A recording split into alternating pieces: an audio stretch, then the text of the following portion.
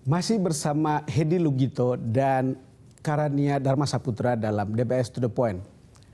Tadi kita sudah bicara dan kemudian ini memberi harapan, lalu kemudian kita mengkritik PDIP baru saja. Tetapi yang menarik untuk saya adalah ada beberapa kejutan yang bisa kita tonton atau kita bisa lihat dalam seminggu terakhir. Tadi Mas Hedi bilang kabinet turun ke lapangan, mencium aroma apa yang terjadi di lapangan. Tadi Karania mengatakan tentang keputusan untuk membuat keputusan cepat tentang bantalan sebelum kenaikan harga BBM. Ini kan mencerminkan kemampuan manajerial seorang presiden. Pandangan Anda, Kara? Ya, menambahkan tadi Bang Hedi, saya kira memang mudah-mudahan ini berlangsung terus, Bang. Jadi kita ingin melihat kabinet yang wajahnya korporatis gitu.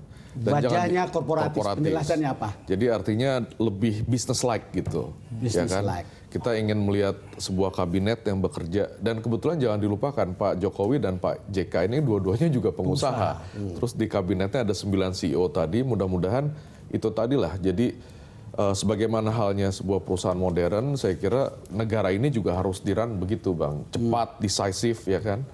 Dengan satu direction yang jelas gitu. Jangan terlalu banyak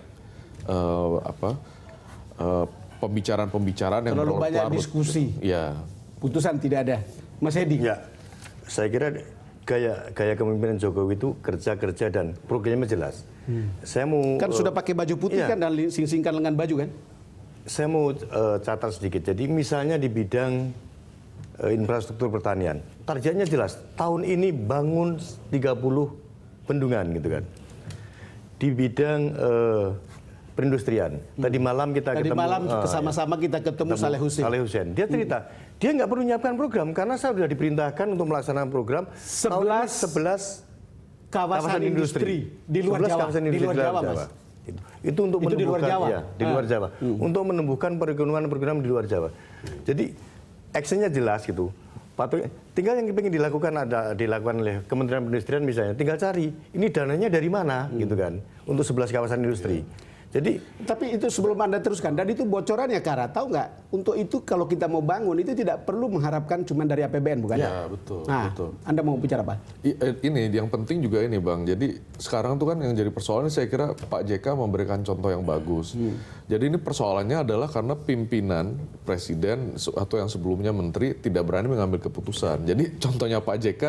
Dulu katanya menteri itu selalu kalau mendapatkan surat atau memo, dia hanya memberikan catatan mohon dipelajari. Nah itu dari menteri ke dirjen, dari dirjen ke direktur sama juga mohon ditelaah lebih lanjut. Terus dari direktur ke kasubdit begitu juga mohon direview. Jadi untuk mereview ini sudah berlapis-lapis dan akhirnya dari bawah ke atas juga mungkin akan seperti itu kali permintaannya. Jadi Pak JK minta sekarang sudahlah menteri putuskan sehingga di bawah itu melaksanakan gitu. Nanti kalau kata JK sederhana, Mas. Ya. Kalau you tidak nyolong, jalanin aja. Betul. Kalau yang seperti disampaikan Karanya tadi, mohon dipelajari yang atasnya, yang paling bawah nanti.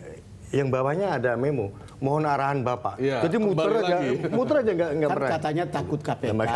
Itu. Ada jadi, ketakutan begitu kan, bukan?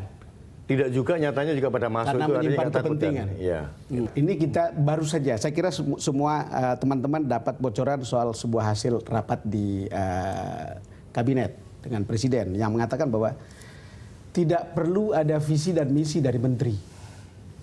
Yang punya visi dan misi itu hanya presiden. Menteri silakan jalankan saja karena memang mereka pembantu presiden. Ini kan managerial style yang juga baru sebetulnya.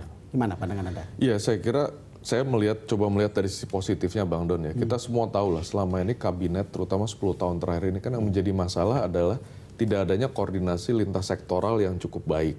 Sehingga menyebabkan program-program tidak terlaksana dengan cukup cepat dan cukup efektif gitu. Salah satu contoh deh, saya berkepentingan di bidang ICT misalnya. Kita melihat bahwa peluang di bidang internet, e-commerce dan lain sebagainya begitu besar.